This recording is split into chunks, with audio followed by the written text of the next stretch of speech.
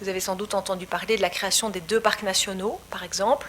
Alors, ce n'est pas ici en Brabant-Wallon. Il y a un projet potentiel de parc national, d'ailleurs, en Brabant-Wallon, avec les amis flamands des forêts du Brabant. On a signé d'ailleurs un accord pour travailler ensemble en ce sens, mais malheureusement leur projet n'était pas tout à fait mûr au moment de notre appel. Mais donc 2 nouveaux parcs nationaux en vallée de la Semois et en Entre-Sambre-et-Meuse. Et ces parcs nationaux, c'est vraiment une façon aussi de présenter la nature non pas comme une contrainte, mais comme une opportunité de prospérité de tout un territoire, avec un mélange entre du tourisme doux et de l'amélioration de la protection de la nature, donc encore un beau projet phare.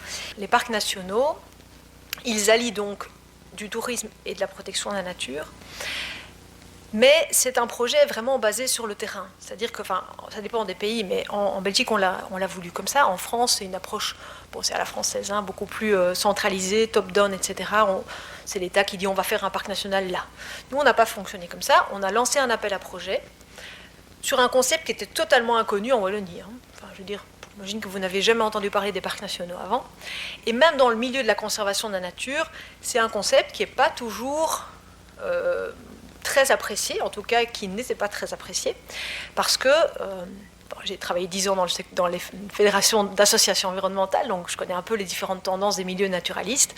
C'est vrai que les milieux naturalistes avaient peut-être une tendance à plutôt privilégier les réserves naturelles classiques, où on va effectivement, où on va un peu plus mettre sous cloche la nature.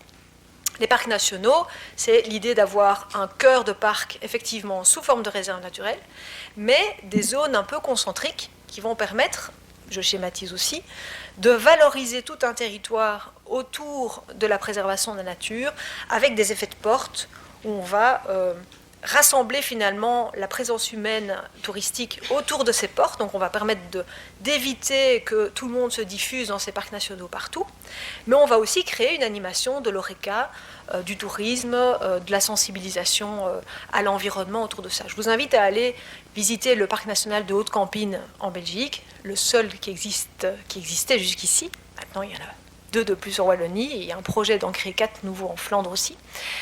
Et on voit vraiment cet effet de porte qui permet en fait d'éviter la dégradation des espaces naturels à l'intérieur du parc, mais qui permet aussi de faire fructifier toute une prospérité. Et moi, c'est ça que j'aimais bien dans ce concept, c'est que voilà, on n'était pas en train de se dire que l'environnement était une nouvelle contrainte. Parfois, les réserves naturelles, malheureusement, sont vues comme ça par certains acteurs ruraux. Mais au contraire, on s'appuie sur la nature pour créer une nouvelle prospérité. Et effectivement, en Haute-Campine, ils ont réussi sur une durée de 10 ans à créer 5000 emplois, directs et indirects, en lien avec le parc national, donc c'est loin d'être négligeable. Et ce que j'ai beaucoup aimé avec ce projet chez nous, c'est qu'on avait l'ambition de créer 5000 hectares en tout avec les 2 parcs nationaux qu'on a choisis. Et au final, en fait, si on somme les hectares des 2 parcs, on est à 50 000 hectares.